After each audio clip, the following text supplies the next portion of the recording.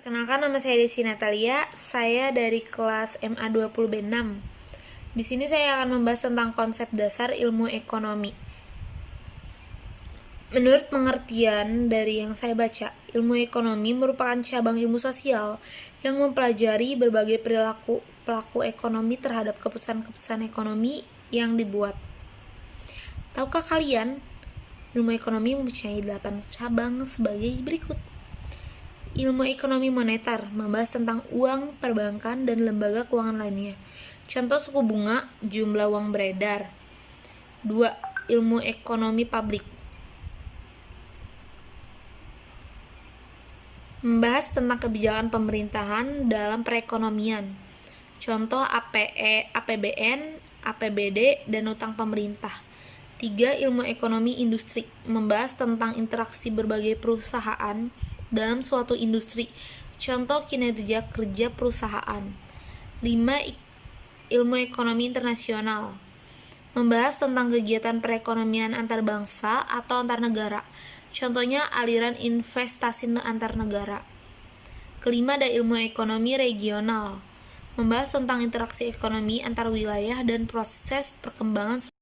Yang keenam, ada ilmu ekonomi sumber daya alam, membahas tentang masalah dan alokasi sumber daya alam yang optimal menurut ekonomi. 7. Ilmu ekonomi sumber daya manusia, membahas faktor produksi tenaga kerja, contohnya seperti upah minimum, masalah pengangguran, tingkat pendidikan calon tenaga kerja. 8. Ada ilmu ekonomi syariah, membahas tentang prinsip bagi hasil dan zakat. Motifnya, alasan untuk melakukan suatu kegiatan ekonomi.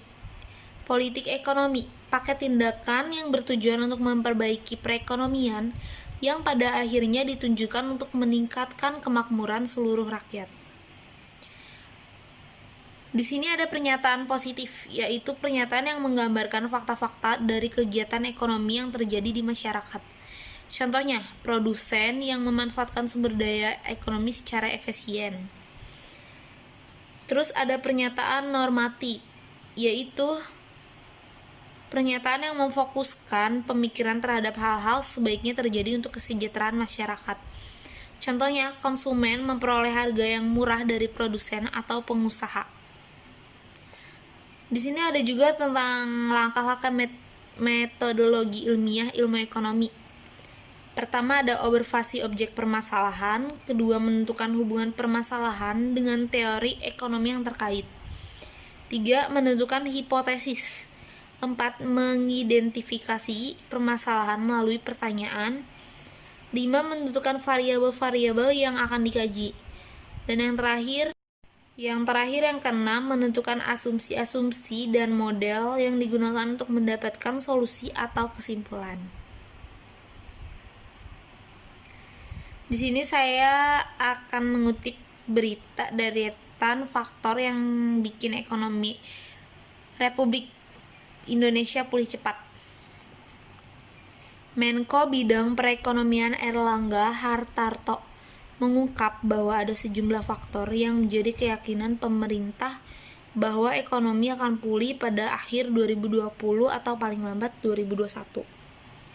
Dia memaparkan berdasarkan data BPS bahwa sektor industri telah menunjukkan pemulihan pada kuartal 3 2020. Bila dibanding dengan kuartal sebelumnya, sektor industri menjadi pengungkit terbesar karena kontribusi terhadap PDB sebesar 20%. Lebih rinci, dia menjelaskan bahwa industri pengolahan tumbuh 5,25% secara quarter to quarter, sementara industri makanan minuman 4,23%. Kemudian industri kimia farmasi tumbuh 5,6%.